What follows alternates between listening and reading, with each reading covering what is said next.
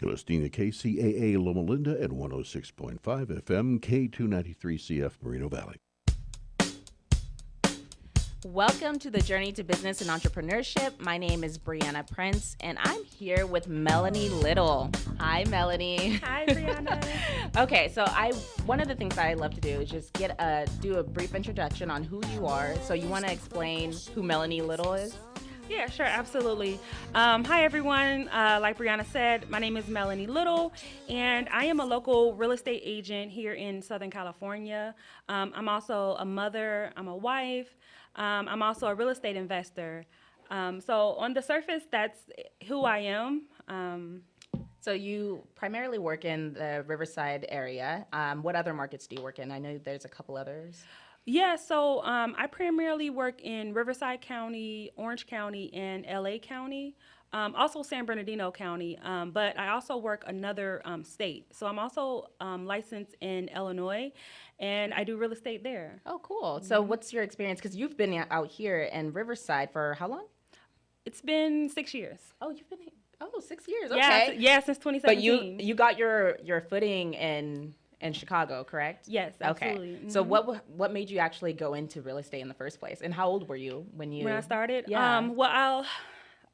When I first started in real estate, I didn't really know I was going into real estate. Okay. But growing up, it was just always told to me by my family, buy real estate, buy real estate, buy real estate. Oh, wow. So I bought my first home at the age of 25.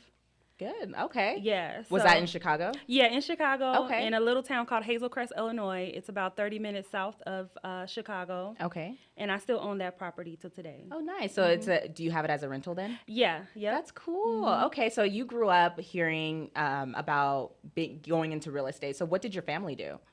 Well, for the most part, my family, they all had normal career jobs. Okay. I mean, outside of my mother and father, that's a story for a different day. Okay. But all of my aunts and uncles, they all were like accountants, police officers, construction workers, normal Okay. blue-collar jobs. Right. But my grandparents and my great-grandparents, they owned a lot of real estate. So growing up on my street, my great-grandparents, they owned the home that they lived in. They owned maybe like 4 other properties on the same street. That is so cool. Actually, you're the first person I've interviewed that has had that experience growing up. So I'm actually quite interested to learn more. It's actually like fascinating. Yeah, I mean, especially having that upbringing, because girl, at least for me growing up, I had no knowledge at all whatsoever. I didn't even know you could really, my parents owned their home, they had a mortgage and everything, but I didn't realize anything about entrepreneurship. I thought you had to get a job, that was the way, Me too. of getting, That's life. Yeah. Yeah. And also, it was also a little bit interesting, even with real estate. Like, I had never known that you could even buy real estate. I just didn't know it was an option. I thought you could buy your home and that was it. I didn't know about buying businesses or anything like that. So with you, so have you ever talked to your grandparents about why they got into real estate or anything like that? No, I mean, growing up, it was like so normal. I never thought Right. about why does someone live in a home that you own that you don't live in? Right. I just can remember my grandmother saying, Melanie, today is the first, go to Miss Rose's house and collect the rent. I'm like, okay, Grandma, I would So just it's go so knock on the normal. door and get the rent check. I never questioned it, never thought about it. And I didn't even intentionally pursue this career. In fact, I went to college and I majored in political science. I wanted to be a lawyer. Oh, wow. So I can that totally was- see that. Yeah. That's what I'm supposed to be doing. But Right.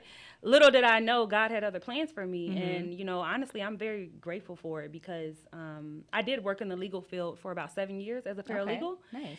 And honestly, all lawyers are angry. They all hate their jobs. It's a lot of paperwork. It's a lot of red tape. So Yeah. I'm actually happy that I did not continue down that path. Right. Yeah. So how did you actually fall into real estate then, especially with your upbringing? Yeah. I'm surprised that you didn't, that you weren't interested.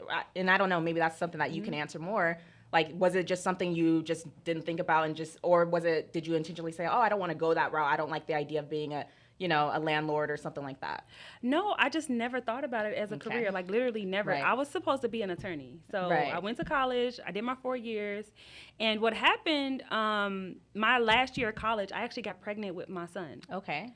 And it was a turning point where I'm like, okay, I wasn't expecting this to happen, but I got to woman up. I got to do the right thing here. Right. So I gave birth to my child my last year of college. And then I'm like, well, wait a minute. I can't go to law school. I can't do that right now because I have a newborn. How can I work? Because I have to provide. How can I work, be in law school, excel at law school to even do good, to get internships, to get law clerking positions, so that you can get a job. That's the whole point. Right. So the economy, I graduated undergrad in 2010. The economy, we had just had a crash, and there wasn't a lot of jobs available. Right. So I was like, okay, you know what? I'll pivot. I'll go get a paralegal certification, and I'll just work and do that. I'll go back to law school later. So I went, got my paralegal certification. I worked for a few years, and then at the time, we were renting an apartment. Okay. And I remember they were having showings, and people were coming in to buy this apartment building. It was a 6-unit building. I was like, wow, okay. I remember I looked up once they closed and the new owners came in, how much it sold for. I'm like, oh wow, they just sold this for like 5 something, and we were paying like $850 a month for a 2-bedroom, and then the new ownership came in and they said, hey, we're going up to $1,100 a month.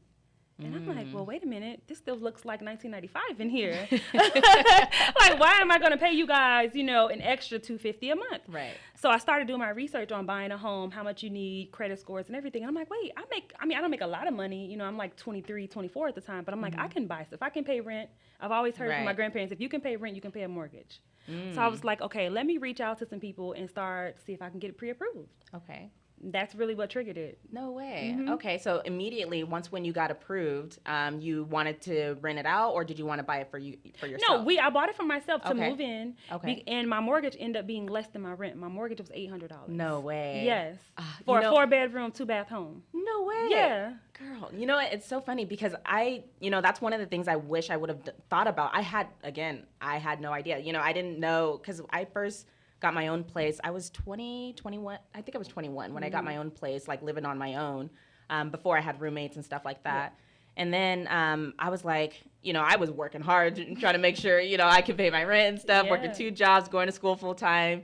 And so it was a bit difficult, but I had never considered actually going to go get a house. It just wasn't a thought of mine. Now, my parents had a house, but in my head, they're adults. You know what I mean? Like, they're real adults, with the whole family and stuff like that.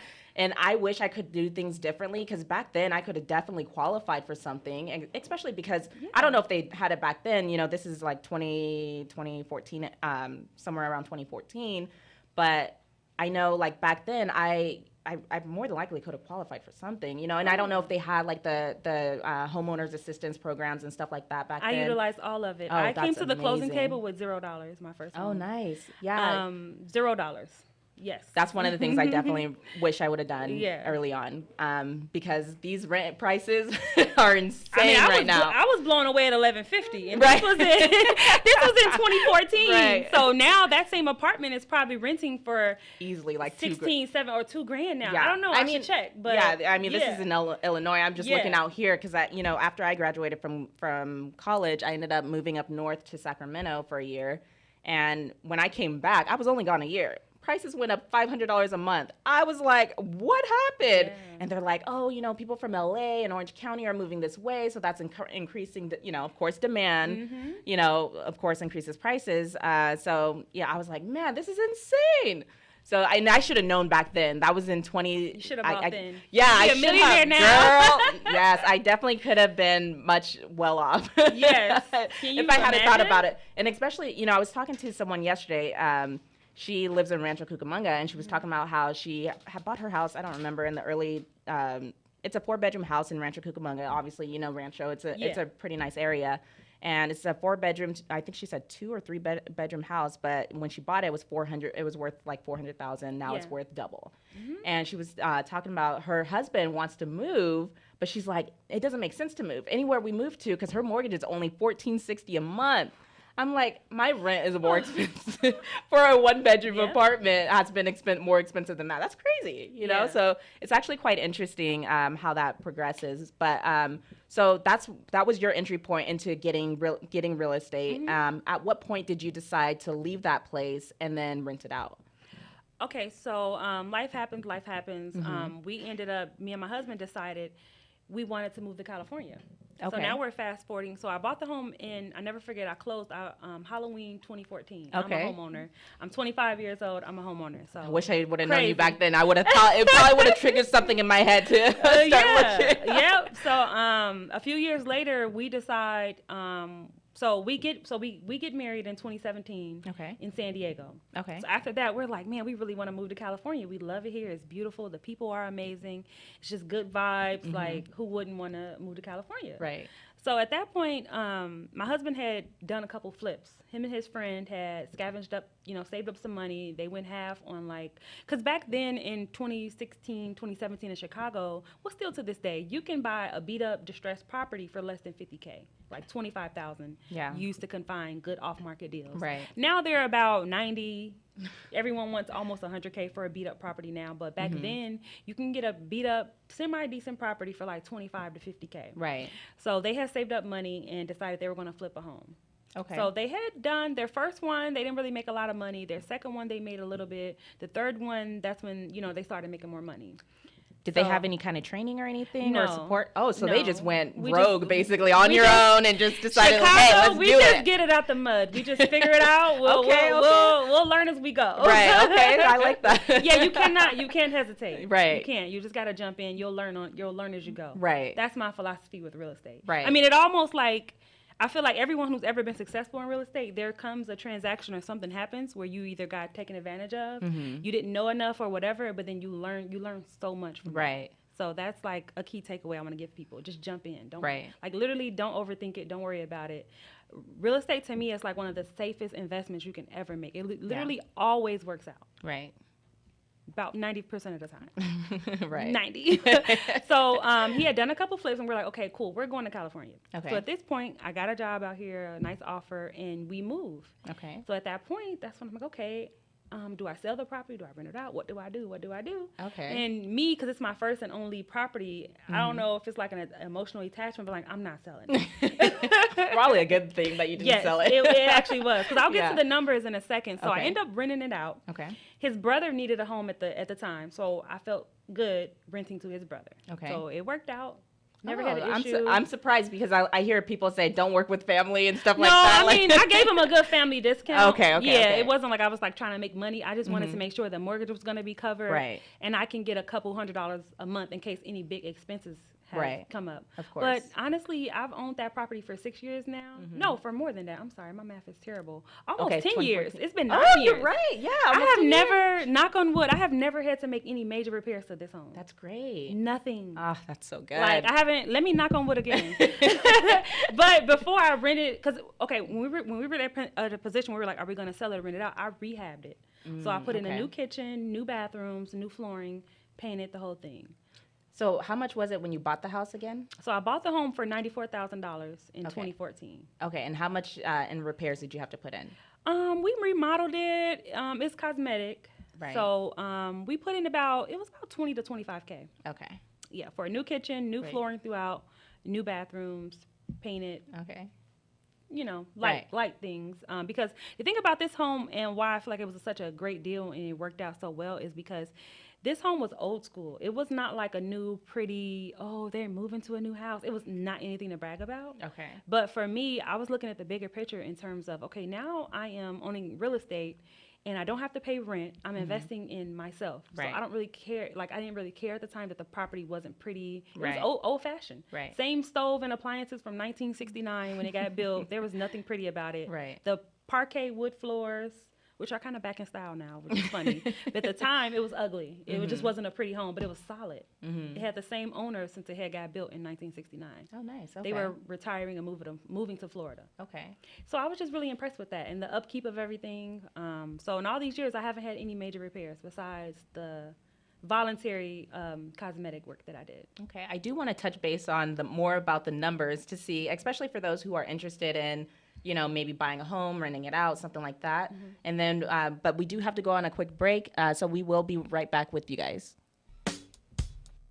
Radio has openings for 1-hour talk shows. If you want to host a radio show, now is the time. Make KCAA your flagship station. Our rates are affordable and our services are second to none. We broadcast to a population of 5 million people. Plus, we stream and podcast on all major online audio and video systems. If you've been thinking about broadcasting a weekly radio program on real radio plus the internet, contact our CEO at 281-599-9800. 281-599-9800. 801-599-9800. You can Skype your show from your home to our Redlands, California studio where our live producers and engineers are ready to work with you personally. A radio program on KCAA is the perfect work from home avocation in these stressful times. Just type KCAAradio.com into your browser to learn more about hosting a show on the best station in the nation, or call our CEO for details, 281-599-9800.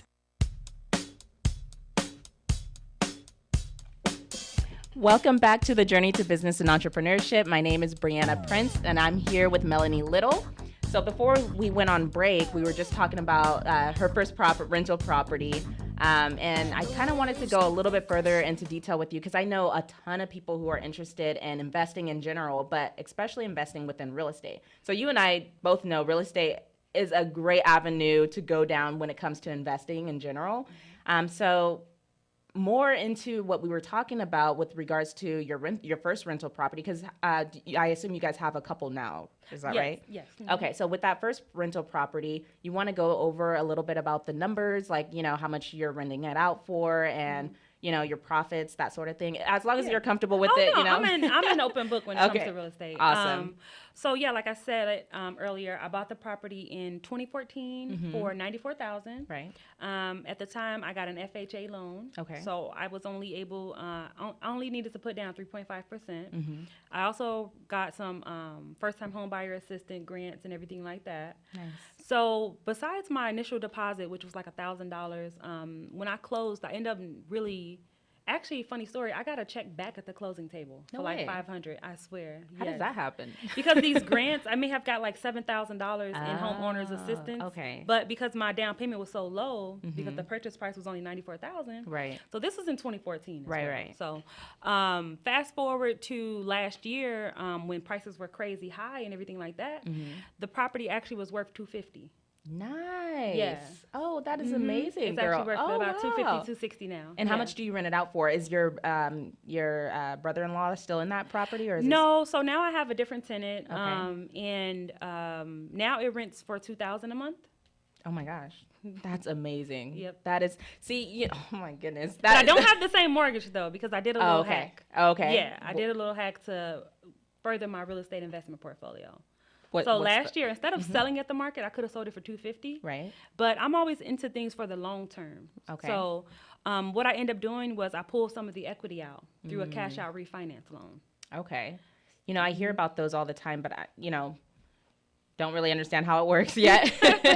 But one of the things that I've been hearing a lot lately, and I think like this is like a key point, and I'd love your opinion on it actually, is a lot of people have been saying that they regret every house that they have ever sold. Yeah. If they had a thought, more long term, they would have definitely kept it, continued renting it out, stuff like that. And I don't know if it's because of appreciation, which is probably because of appreciation, but there's probably other factors that play a part in that as well. So would you agree with that? I agree with that. And my strategy for investing in real estate, I'm never selling any home that I buy. Oh, really? That's my strategy. Okay. Yeah, unless God forbid something big or tragic or unforeseen comes about, and now it's like a situation where where you I need to access $200K like right now, or I have to do this. But if there's no forcing me to sell and tap into all my equity, no. It's basically what I'm setting up is I'm going to create my own bank through my rental property equity. I've heard a lot of people talk about taking money out of the equity and then using that money to go buy another property. That's and what I like, did. Okay, so is that your concept at this point, as far as like, waiting until equity gets built up a little bit, then you're going to go look for another property and use that money as the down payment? Oh, okay. Yeah, so essentially what I did last year, instead of selling it at the height of the market, I did a cash out refinance where I was able to get a new loan for 75% of my current after repair value, or ARV. Okay, nice. And I pulled that equity out and I put that on a down payment on a new property. It's actually I'm doing a gut rehab on a multi-family building.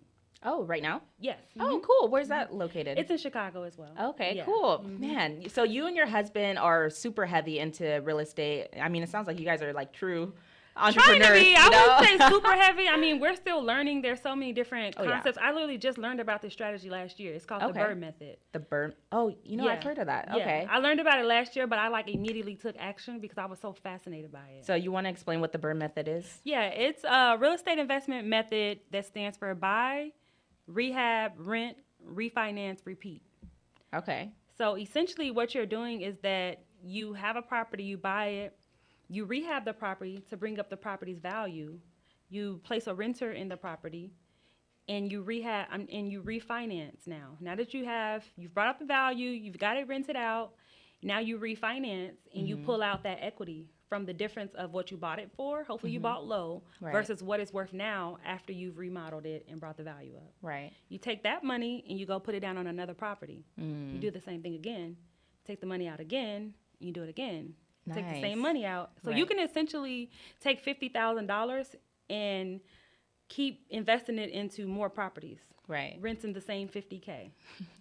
It's honestly like genius. And when you That look is so up, awesome. you can have 10, 20, 15. I know people with 100 doors in real estate, all from one property they leveraged. Do you have an idea on how many, or do you and your husband have any idea on how many doors you guys want to have? Is there like a limit, or are you just guys going to keep going until? For me, I want to have 100 doors. That's Okay. my goal. Okay. I feel like that's a nice safety net.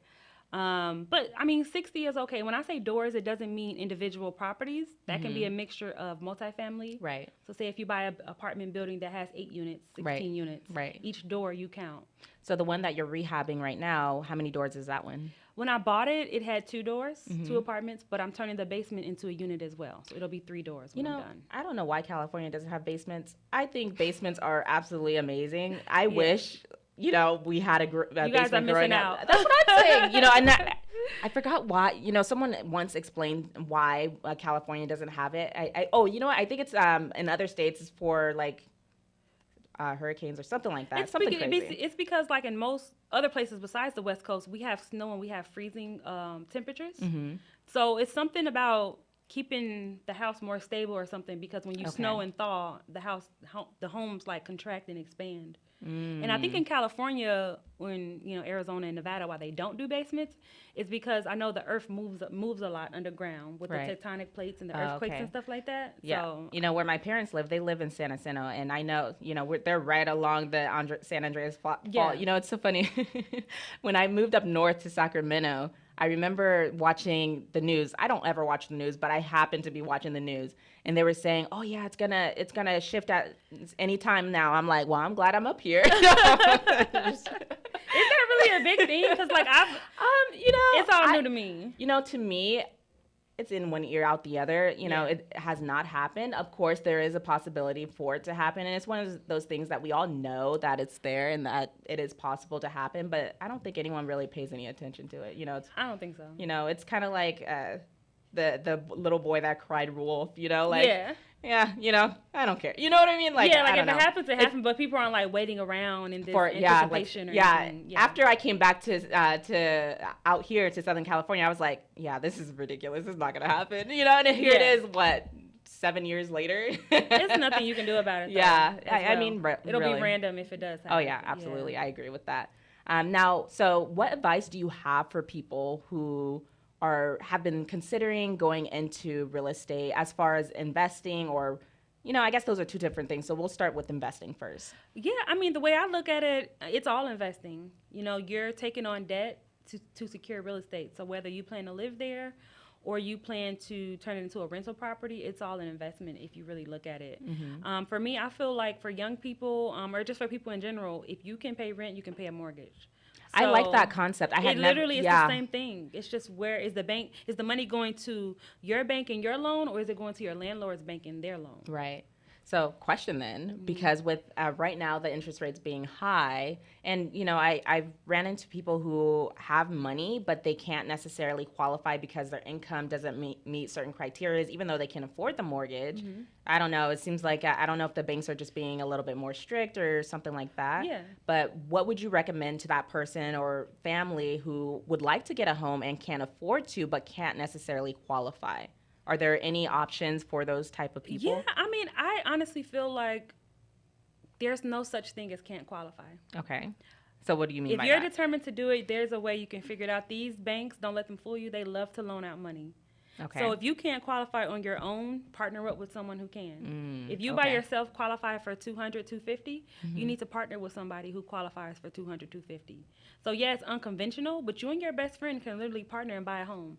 They get 2 rooms, you get 2 rooms. You live in one room, you live in one room. I mean, I'm just Creative. You're laughing, Yeah, but no. that's literally what I would do in California. Right. Like, because it's hard as a single person to qualify for a $500K mortgage. And let's face it, you need at least $500K Oh, yeah. to get a home in California. Right. I mean, even if you're On going average, far, yeah. far out in Beaumont and stuff like that, you still need almost $500K Right. now, Yeah. sadly. Yeah. So, I mean, people don't want to hear this, but I would partner up with someone. No, I like the creativeness. Even if that's you're- not your married partner, your Right. friend, your cousin, your auntie, your nephew, whoever else is ready to buy. Because what's going to happen is that the gap between who can afford to rent and who can afford to buy, it keeps getting bigger. Yeah. And the incomes are not keeping up with that pace. Oh yeah, not even close. Yeah. Oh my goodness, it's insane. But There's no, I always totally a see what way. you're talking about, and I love that determination that you're talking about with that regards, because I've been hearing it a lot. Oh, we don't qualify, but we have the money and stuff like that, and I see that. Yeah, people are talking about that a lot, and I'm like, man, that's so sad. But even though you said something so simple, it's something that never even crossed my mind, and I'm sure it hasn't crossed the mind of a lot of people. As far as being more creative and considering where, just different options to make it happen. Partner up. Yeah, that's interesting. You and your parents can go on the mortgage. Doesn't matter to the bank how you Right. guys are related. You don't No, have as long to be as they're getting related. paid. You don't have to be married. Partner up. Mm-hmm. You and your mom and your dad, you guys all go thirds on a property. Right. You and your 3 friends, you guys would split an apartment. Right. You all signed a lease to rent an apartment. That is actually very true. That is very true. Right. Now, so as far as with investing, if someone's interested in going the route of real estate investing, what is the first steps that someone should consider or watch out for when wanting to invest or making that decision to buy their first investment? I would say really just be clear on your goals, and also to just have a really good understanding. Like take time, drop into groups, ask questions, reach out to other professionals. Like speak to multiple lenders. Don't go to the lender that your cousin used and just be dedicated to them. Right. I challenge you literally to speak with 3 to 5 lenders. You would be surprised at the way the information varies from lender to lender, and who says what you qualify for versus what they have, what programs they have. Definitely do the research. Right. Spend time on YouTube educating yourself about what you're buying, the neighborhood you're buying, what's happening in this neighborhood. Right. And then just do it. Okay. Worst case scenario, you can just sell it. Right. And I can help you. Now, okay, do you know anything about land as far as investing in land? I feel like land has increased significantly lately. I don't know. Do you guys personally invest in land or anything? We don't personally, but we're looking to because we want to start building homes actually. Okay. So, and I recently had like 2 land listings that I just sold, and no that is a whole different world. Land. Okay. There's a lot that goes into it, and but I feel like now that I've had the exposure, I've kind of like cracked a different code. Okay. So it definitely has my interest at this point. But if you're in California and you see some land for less than $50K and you can invest into it, I would buy it. I would buy it. Less than $50K, yeah. Yeah. That definitely makes sense. I've been seeing easily like over 200,000 for land and stuff, and I'm like, oh my gosh, that seems so expensive, because not too long ago, yeah, I would see some that were running for 50,000, sometimes a little bit cheaper or something like that. Yeah. So I just sold a parcel of land in Muscoy, California. oh no way. Yeah, for I think we sold it for 180K. Wow. And it's just, how big was the land, do you know? It was 2.5 acres. Okay, nice. So man, it's so funny that's- because my sellers, they bought it for like 40 or 50. Never did they think Right. that they can sell it for that much. When they met with me, they're like, oh, just put it up there for 100. And so I started doing my research, and I said, no, I really think we should list it for 2. And they're like, no, you're crazy. So we listed it for 125. And within one day, I was on a plane. I'll never forget, coming back from Mexico. I had like 10 missed calls, 3 offers in one day. So I told them, I said, something isn't right. This is worth way more money. So I immediately changed the price on the MLS. Wow. to like 200K, because I was like, it was just highly sought after. And it's sold. I got and- calls every day until we closed it. So, okay, wow, that's amazing. And so, how long did it take for you guys to sell it? Because you said you sold it for 200 or 180. 180, we closed that. Okay, yeah. and how long did it take? I from had the offers time- up for 250 though. No way. That's impressive. So I was So like, people what is are going on really with wanting land? It's land. very valuable I mean, here. oh yeah, absolutely. Right now, you see so much building. Like people are taking up land just so that way they can build on it, whether that be manufactured homes or ADUs or something like that. Yeah. It's. And so I totally understand why the value has gone up so significantly, but at the same time, it's like, man, that is expensive. It's almost the cost of what houses used to be. Let's put it that way. yeah. So what was the kicker for this land was that it's in Muscoy, right? Mm-hmm. And so it actually sits in that corridor where the 210 freeway meet, Okay. and I want to say the 10. Okay. So it's a big hub. This area is a big hub for the trucking industry. No So a lot of people up there, they have land or they Okay. have an acre lot and they let people park their trucks there. Yes, I just That was heard the about kicker. that. So you have Wow. to know real estate, like what's going on where you're buying. It's so Yes. powerful to know. I just heard about how big that industry is becoming because they need space. They don't have any space. So oh my gosh, That's the play is in that amazing. area. Wow. That's the play. That is It's amazing. for the truck parking, making truck facilities, gas stations. They It's make a big lot truck of money hub. doing it too. Yeah. Oh my gosh, that's amazing. Okay, so we'll get back with you guys. We're gonna go on a quick break, and we'll be right back with Melanie.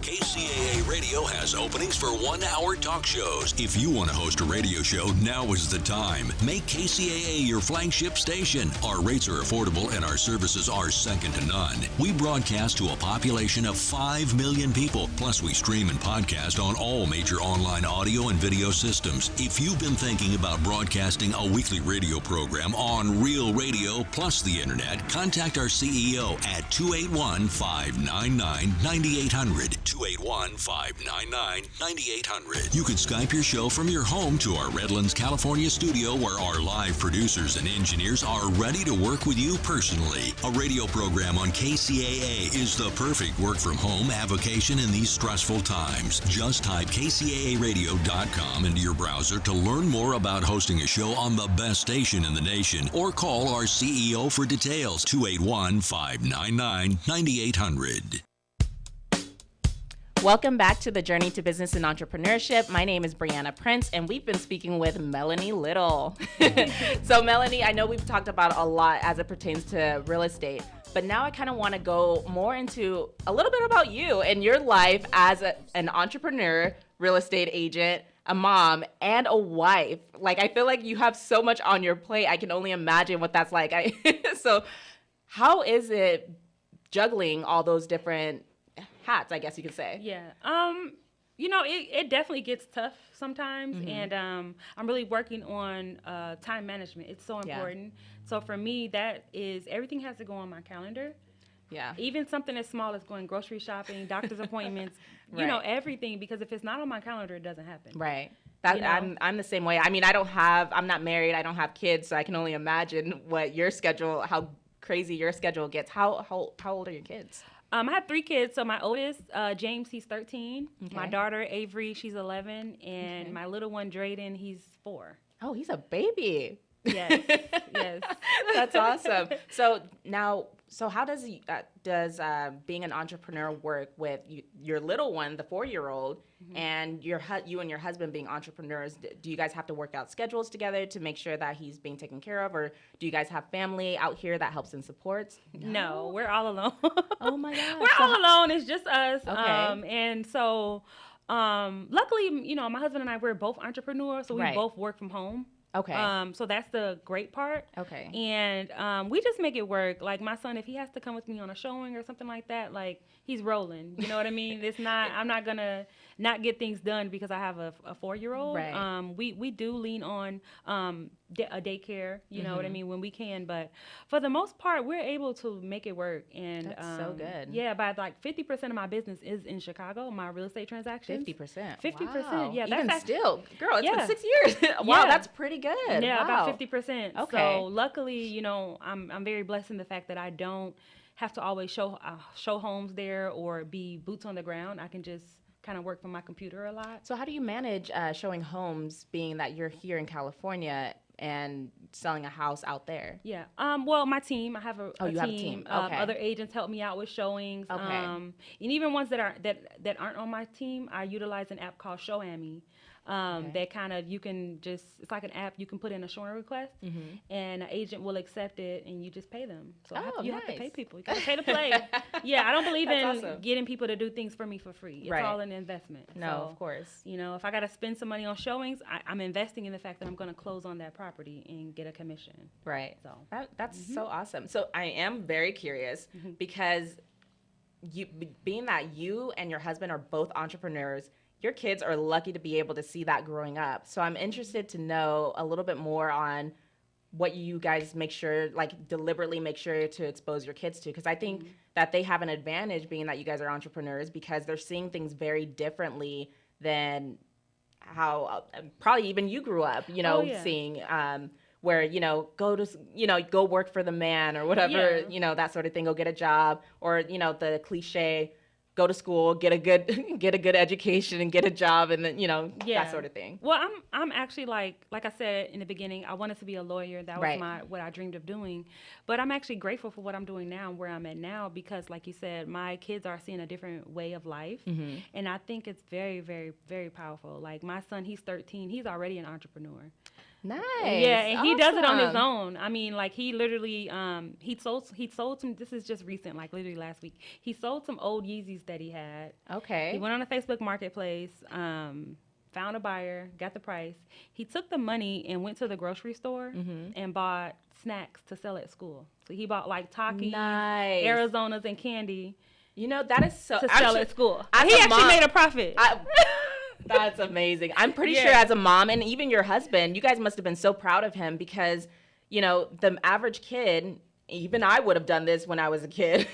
I would have made some money and went and bought something to, pointless, go, I don't know, buy candy or something. I don't know. No, because he has things like he likes to hang out with his friends, and it's always like, oh, Mom, can you send me $20? We want to do this. And I'm like, James, look.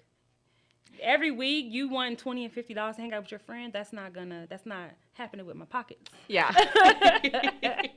So he's figured out a way to earn his own money from his own money. And that's so really I'm good. Like, I don't tell him this, but I'm like very impressed. Yeah, that's so awesome. Yeah. Oh, I'm impressed. Are you kidding? I want to meet the kid. Yeah. So we were trying to explain to him, like, because he came back like, oh, I made $53. And we're like, no, you didn't make that.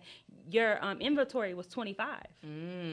So you made $28 in profit. Nice. You see what I'm saying? So you're teaching him, to factor in cost. Factor in cost, exactly. Wow, that's so good. Oh my gosh, I'm honestly so impressed. Oh my, because at the end of the day, like, especially with kids, they're so impressionable, and when you have kids surrounded by the average person, just asking mom and dad, if you want something, go and ask mom and dad, mom and dad provides and stuff like that. I think personally, one of the greatest things my dad did growing up was say no. I hated it when I was a kid. It got to, my dad's answer to everything was literally no.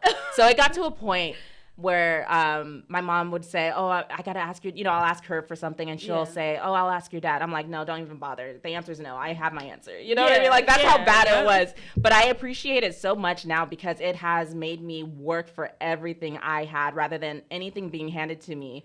When I got my first car, I was a sophomore in college. And I was so proud. I put $5,000 down, and then I got my not mortgage. I wish I had a mortgage, but my car payment. And then I'm like, I felt proud, man. And I'm like, yeah, I bought that. Oh, people would be like, oh, your parents bought you a car? No, they can't afford me a car. I bought that car. So at least for me, I take pride in being able to take care of me. Absolutely. And that was huge. Yeah. So going back into your kids though, so what about the 4-year-old? You take him with you on the showings when you have to go out to showings. Yeah. Does he ever say anything or no? No. So for him, it's just not, so normal. You know what? Actually, I'm really, really blessed because he normally can just stay home with my husband or I take him to daycare. So he's not around a lot, but there's just some instances where it's just more convenient to bring him along with me than to take him all the way across town to daycare and stuff like that. So he doesn't really pay any attention to it. You know what? But he's learning and just doesn't realize it. So I'm pretty sure he's got to be just like his brother, doing stuff like that. Like like my 4-year-old, like when we leave or a few days later, he'll be like, "Mommy, are we going to our new house?" And so he thinks you guys he thinks in the it's for house. us. And I'm like, "No, baby, that was for, so and so and so and so." Right. But my oldest son, he definitely pays attention to and asks questions, and he's already like, "Mom, yeah, I'm gonna do real estate when I get older." Oh, okay. So he's already interested in real He's already estate. interested in it. Do you think that you're gonna push him to get his own property, like when he turns 18 or something like that, or? I mean, God willing, my plan is to each one of my kids to have their own income producing property by the time they're 18. Oh, by the time they're 18. Yeah. So this Okay. one that I'm doing now in Chicago, the multi-unit, like Right. eventually that's going to be one of my kids' proproperties. Oh, okay. Yeah, it'll be their that's property.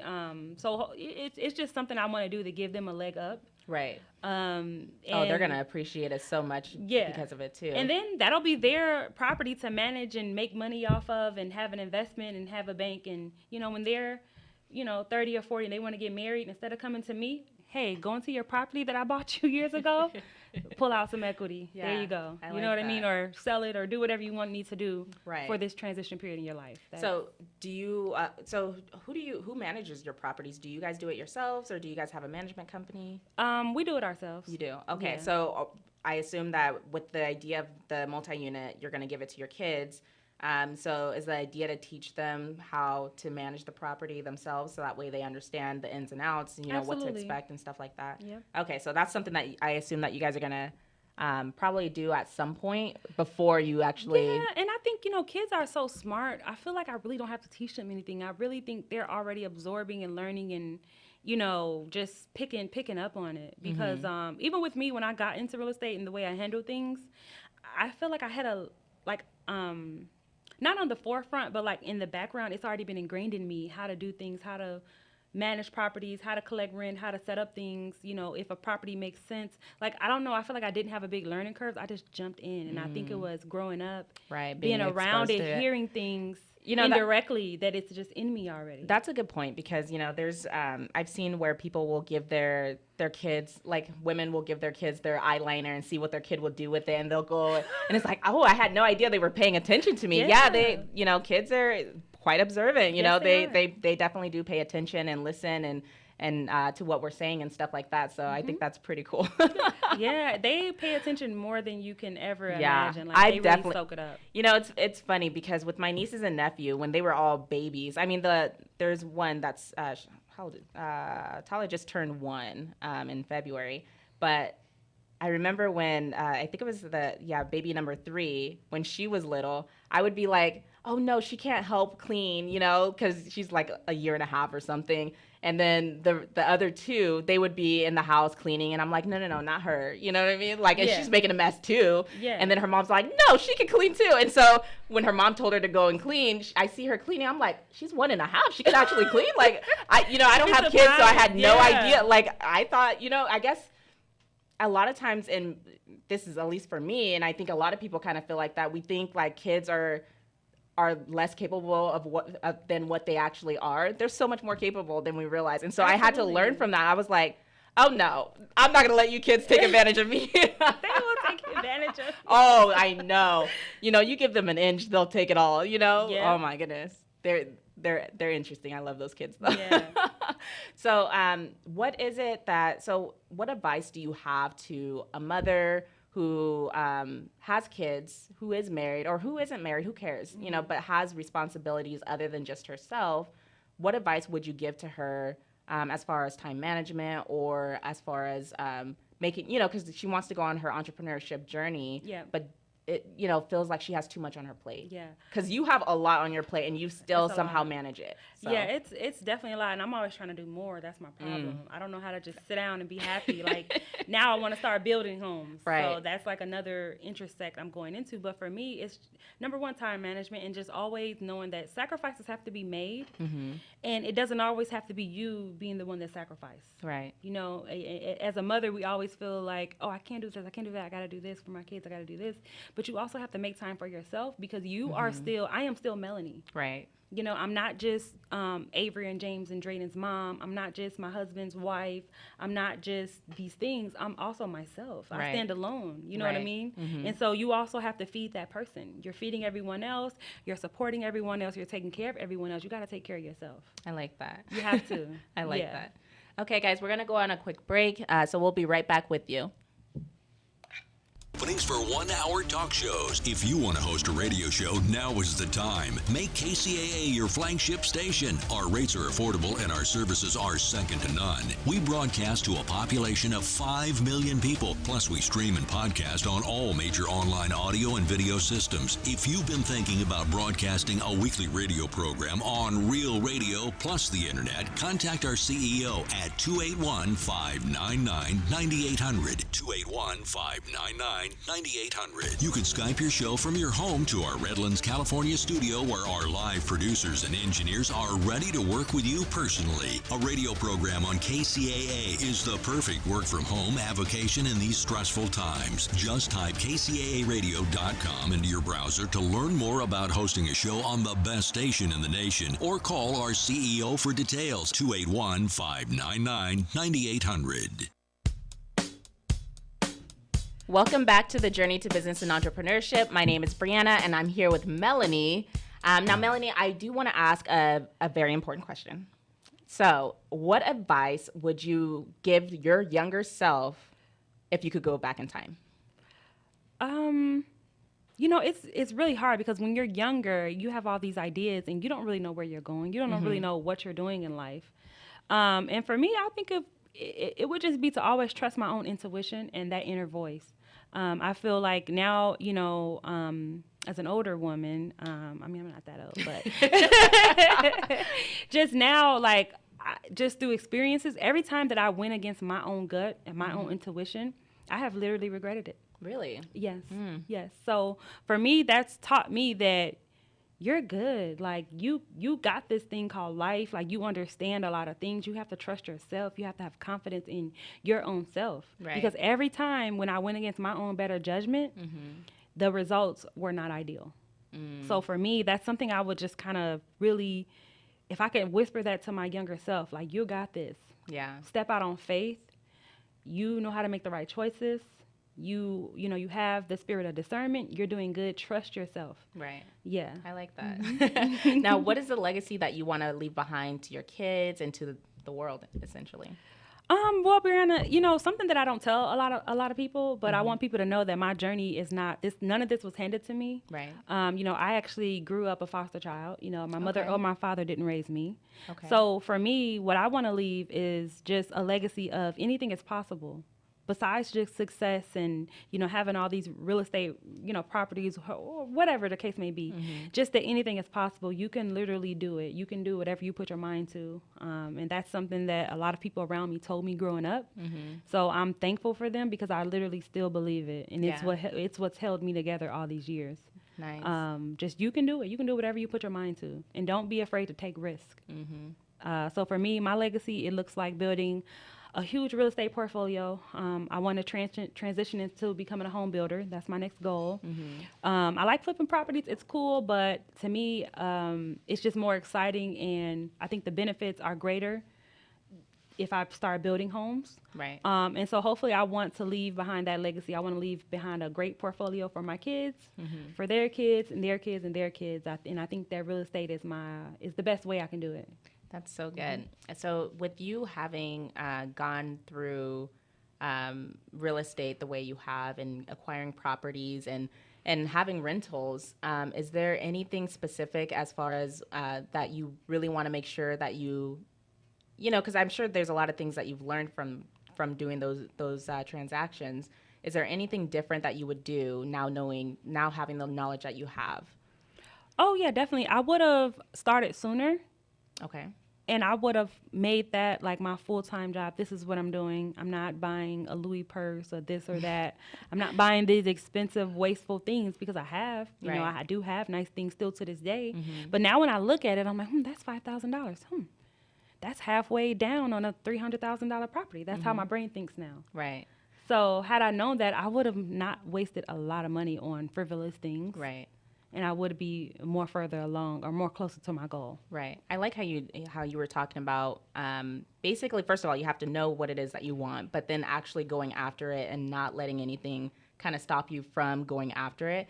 Just because I think a lot of times we can come up with excuses. I have done it plenty of times. I've kind of gone away from excuses. First of all, acknowledging that I'm in control of my own life. You know what I mean? A lot of times we want to play victim, but acknowledging that I have control and I can make decisions. And if I really want something, all I have to do is go and get it. It's literally like arm's length away. You know, you hear, or at least I hear a lot, you're one skill away from being at that next level that you want to be at. Just one skill. I've never heard that. Oh, really? That. Yeah, I love that. Cool. Yeah. So anyway, so now you've mentioned about your legacy. I want to kind of get a little bit of an idea on what essentially are your next steps when going into investing. Is it just real estate, or are there other things that you're going to be going into as well? For me, at this point in my life, I'm sticking with real estate. I'm just going with what I know and what I feel passionate about and what I have confidence in. Like, I hear great things about stocks. I have a few. They're doing good. You know what I mean? But I'm not going to turn into a day trader. Right. You know what I mean? Like, I figure, like, once I get something down pat and I gain expert level knowledge in it, that's my time to kill in it, because I have the knowledge, I have the passion for it. And I'm building up a network and the connections for it. Right. So for me, I'm 100% in real estate. I'm real estate everything. I love that. And there's so many ways to invest in real estate. You don't have to just buy homes. You can do other things. Now, who do you follow when it comes to real estate investing? Real estate investing, I'm going to be honest with you, I don't really follow anyone. So you're going at it yourself, and, you know, trial and error, you know, whatever you learn from that, you just take that with you, going to the next project and make sure that you stick with that. Yeah, I mean, I'm in a lot of Facebook groups. So there's a lot of gems being dropped by normal people. That's what I like. I don't have this fetish with like gurus and YouTubers and stuff like that. Okay. Yeah, I just try to connect with normal everyday people and learn from their experiences and talk to them and kind of soak up what they're doing and how they've become successful. That's awesome. Now, where can people find you if they want to learn more about you and just connect with you? Yeah, for sure. So I'm on all social media platforms. Main one is Instagram. You can follow me at Melanie Little Life. I'm also on Facebook, same thing, at Melanie Little Life. Or you can also check out my website, MelanieLittleRealty.com. I'm also on TikTok at Melanie Little. And I just started a YouTube page, a YouTube channel, California Living with Melanie. Nice. Awesome. Well, thank you so much for joining us here today, Melanie. If you guys are interested in learning more about the I3 Social Club, Words begins here. KCAA. Tahibo Tea Club's original Pure Pouty Arco Super Tea comes from the only tree in the world that fungus does not grow on. As a result, it naturally has antifungal, anti-infection, antiviral, antibacterial, anti-inflammation, and anti-parasite properties.